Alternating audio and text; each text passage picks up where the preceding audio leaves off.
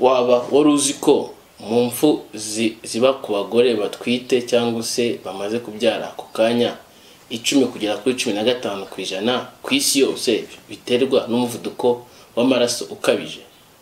Ushaka kwibaza se uwo muvuduko w'amaraso ukabije ubundi ni muntu ki, uza ute, ni gute umuntu usanzwe atararwaye umuvuduko w'amaraso akabije iyo atwite agira umuvuduko w'amaraso akabije? Kuko nkuko umaze kubyumva, umubare mu bagore bapfa batwite 10 kugera kuri 15 ku isi yose biterwa n'umuvuduko w'amaraso ukabije. Mu kiganiro cyacu no munsi hano kuri YouTube tugiye kureba hamwe umuvuduko w'amaraso ukabije mu bagore batwite. Ubundi ubusanzwe umuvuduko w'amaraso ukabije ni uburwayi busanzwe bushaka gufata umuntu wese wese n'udatwite, ariko hari umwihariko ubaho w'uko hari bamwe mu bagore baba batwite bajya bagira umuvuduko w'amaraso ukabije, kandi ubundi mu busanzwe nta kibazo cy'umuvuduko w'amaraso ukabije baba basanzwe bafite. Ushaka kwibaza se umuvuduko w'amaraso ukabije ni umuvuduko ungana gute? Ubundi umuvuduko w'amaraso ukabije ni umuvuduko turebera ku bipimo dufata kwa muganga cyangwa se nawe ufite akamashini kawe wipima. Ushaka kwibaza ngo iyo ukabije ubungana gute? Ubundi hari uwo twita systole. Uyu ni umuvuduko w'amaraso ubaho mu gihe umutima uri gusohora amaraso uyajyana mu mubiri. Akenshi rero iyo uri hejuru ya 140 uba ari umuvuduko w'amaraso ukabije. Hakaba n'undi witwa diastole. Uyu ni umuvuduko w'amaraso mu gihe umutima urimo winjiza amaraso uyakuye mu mubiri uyinjiza mu mutima. Uyu nguyu nawe rero iyo uri hejuru ya 90 uba ari umuvuduko w'amaraso ukabije. Rero niyo mpamvu akenshi umugore utwite wagize umuvuduko w'amaraso ukabije uri hejuru y'140 kuri 90, ubwo turebe hamwe ya wundi mu gihe umutima uri gusohora amaraso, mu gihe umutima uri kwinjiza amaraso, ubu ari umuvuduko w'amaraso ukabije. Akenshi rero uyu muvuduko w'amaraso ukabije ukunda kuza umugore inda ye imaze kugira amezi 5 cyangwa se imaze kugira ibyumweru 20. Niba akenshi tuvuga ngo uyu ni umuvuduko w'amaraso ukabije uba wazanywe no kuba utwite. Ugasanga umugore mbere asanga afite umuvuduko w'amaraso umeze neza nta kibazo afite, yarangiza agasama, yamara kugeza ku mezi 5 cyangwa se ku byumweru 20 umuvuduko we ugatangira gutumbagira ukagera hejuru y'140 kuri 90. Cyangwa se nanone ugasanga umugore yarakomeje aratwita, ariko nyuma yo kubyara ako kanya umuvuduko we w'amaraso urakabije ugenda ugera hejuru y'140 kuri 90 akimara kubyara, ariko nanone atararenza ibyumweru 12 nyuma yo kubyara. Kuko iyo umaze kurenza ibyumweru 12 nyuma yo kubyara, umuvuduko akenshi ntago uba ari uturutse ku nda, cyangwa se umuvuduko w'amaraso ukabije waje none mbere y'ayo mezi 5 cyangwa se mbere y'ibyumweru 20, nawe akenshi aba ari umuvuduko utaje uturutse ku nda, ahubwo hari igihe uba warusanga ufite ariko utawuzi. Uwo nguwo no twita umuvuduko w'amaraso ukabije. Ushaka kwibaza se ni ibihe bimenyetso bikunda kuranga umugore ufite umuvuduko w'amaraso ukabije? Ubundi akenshi iyo utaragera ku rwego ruri hejuru cyane, umugore ashobora kuba ufite ariko nta kimenyetso na kimwe afite. Yajya kwa muganga akamugira ati twasanze ufite umuvuduko w'amaraso menshi ukabije. Ariko nk'iyo umaze kugera ku kigero kiri hejuru cyane iyo umaze kurenga 160 mu gihe umutima uri gusohora amaraso n'110 mu gihe umutima uri kwinjiza amaraso, no kuvuga 130 abagore batangira kugira ibimenyetso. Ugasanga ari kuribwa n'umutwe cyane, yafata nk'ibinini bigabanya umutwe nka za paracetamol, ugasanga umutwe nta n'ubwo no gukira. Ugasanga ari kureba ibyo twita ibikezikezi, ugasanga yarasanzwe amaso nta kibazo afite, ariko ibintu ari kubona ari ibikezikezi ntayibone neza. Cyangwa ugasanga rimwe na rimwe ari kuribwa no mu nda, cyane hejuru ahegera mu rubavu rw'iburyo cyangwa se hano ahegera aho igifu giherereye, ugasanga naho nyine ari kuribwa.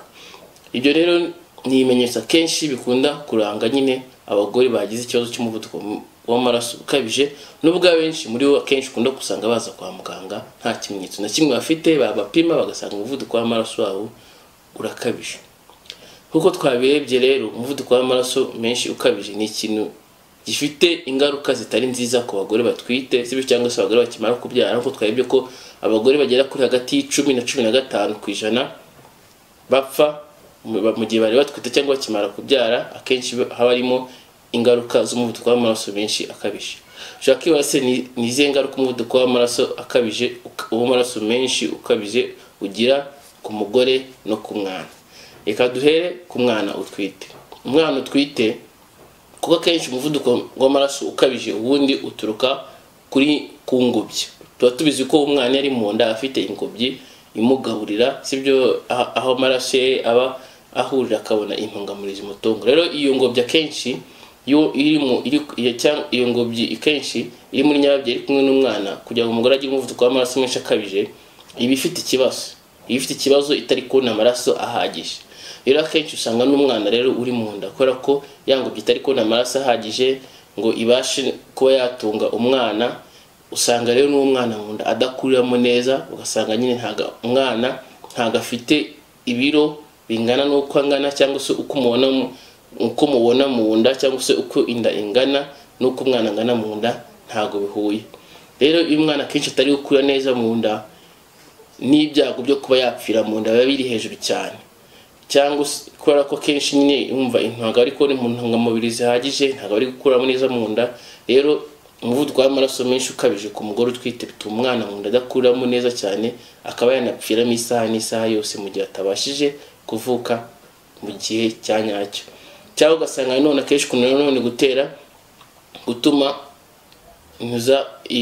isuha cyangwa se y'amazi y'abari kumwe n'umwana mu nda aragabanuka akaba make, kandi nangana y'umwana aba yakeneye cyane akenshi kugira ngo atume n'ibihaha bye bitanafungana cyane, sibyo, kandi n'umwana nawe mu gihe ari kuvuka aramufasha nyine kugira ngo bivuze kumwohereza, ko none iyo ntayafitemo ibyago by'uko yaza guhura n'ibibazo mu gihe ari kuvuka biba biri hejuru cyane. Izo ni zimwe mu ngaruka zikunda kuba rero ku mwana kugira umugore afite umuvuduko w'amaraso akabije mu gihe atwite.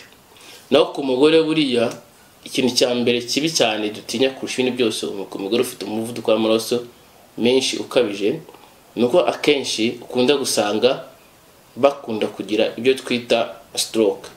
Bashaka kwibaza ngo ni iki? Udutsi two mu mutwe, ko ari umuvuduko w'amaraso menshi ukabije, hari udutsi turi mu mutwe twari dutoya. Rero amaraso ari gucamo yihuta cyane kubera umuvuduko mwinshi, twa dutsi turacika. Iyo ducitse rero umugore atangira kuba paralize, amaboko ntakore, amaguru ntakore, kubera ko nyine udutsi two mu mutwe twacitse. Ibaze nawe ufashe agatiyo k'amazi gato cyane ugacishamo amazi menshi afite umuvuduko, kageraho karacika gaturika. Rero niko mu mutwe bigenda. Rero kenshi rero uwo muvuduko ukabije ukarenga, abagore bashobora kugira icyo bita stroke, nyine twa dutsi two mu mutwe tugacika, twamara gucika nyine umugore akaba paralize cyangwa se akanava cyane bikarenga, umugore akaba nyine yanapfa.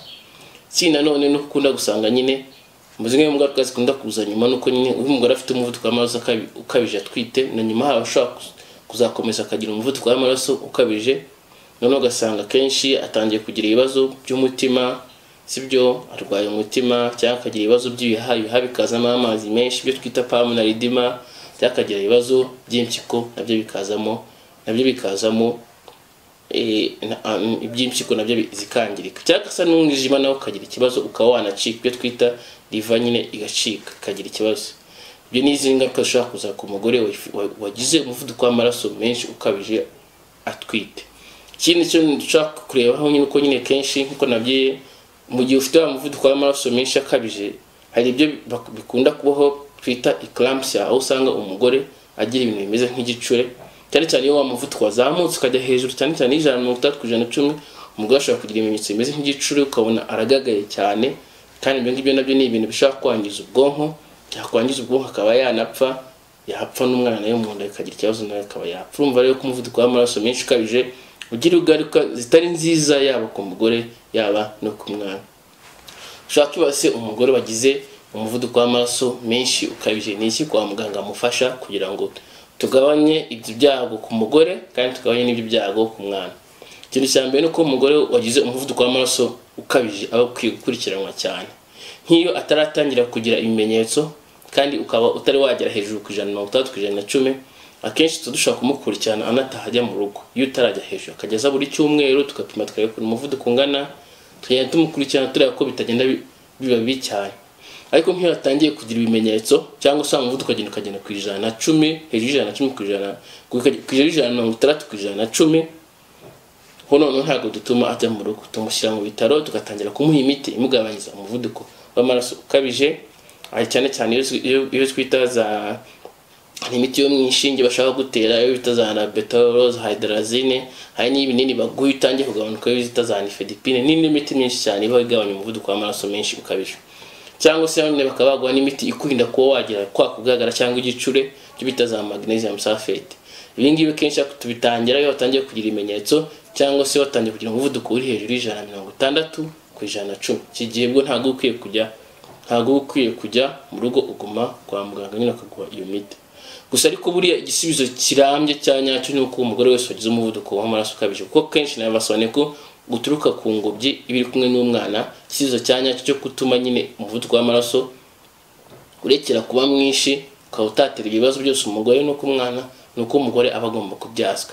Niyo mpamvu akenshi nk'iyo kwa muganga baje bagasanga ugejeje ku byumweru 2 hejuru ya 34, no kuvuga kuva ku mezi 8 kuzamuka, nibwo umwana yaba ataragize igihe cyo kuvuka, bahitamo kukubyaza kugira ngo uwo mwana sibyo hari imiti bashaka kumuha ibihabye kugira ngo bibashe gukora neza, bakaba banamujyana mu bitaro by'abana akagakora ko nawe ubwawe nk'umugore bakakurinda ibyo byago byose bishaka kubaho.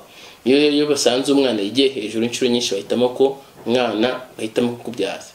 Yewe hari n'igihe umwana bashaka kuba atarigira hejuru akiri muto cyane, bakabona n'umuvuduko ukabije kandi waguranye kuba wasubira ku murongo, hari igihe n'inda bayihagarika nyine ntukomeze gutwita umwana, inda ikavamo nyine, kuko buryo ubuzima bwa mbere ku mugore utwite nubwo umugore kurusha ubw'umwana. Umugore apfuye ntago bazabya undi mwana, ariko umugore inda yavamo umugore bashaka kugira amahirwe yo mu zindi ndashaka kugira umuvuduko, none akaba yabyara abandi neza. Rero iyo byanze hari n'igihe rwose inda tuyikuramo niyo yabitarageze igihe, kuko igisubizo cya nyacyo kibanze cy'uruti ibindi byose ku mugore utwite ufite umuvuduko ukabije nuko abagomba kubyazwa. Rero muri rusange ni ibi ngibi by'ingenzi twaba tuvuze ku muvuduko w'amaraso ukabije ku mugore utwite.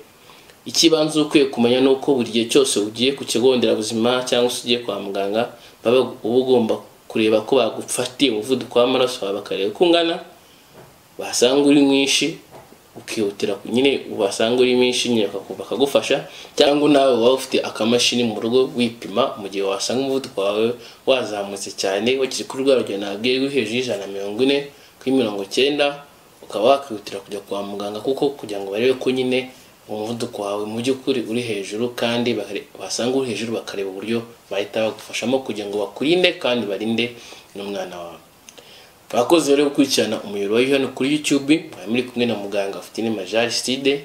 Nkomeza kubashimira cyane uburyo mugenda mureba ibiganiro byacu, mukana subscribinga, mukanabibasha kubisakaza ahandi hatandukanye, kandi nkomeza kubasaba umusanzu wanyu gukomeza mugenda mudufasha kuba mwamenyekanishije channel yacu ya mbere hano mu Rwanda itanga ibiganiro ku buzima. Mwakumwe na Uftinema Aristide, naho utaha.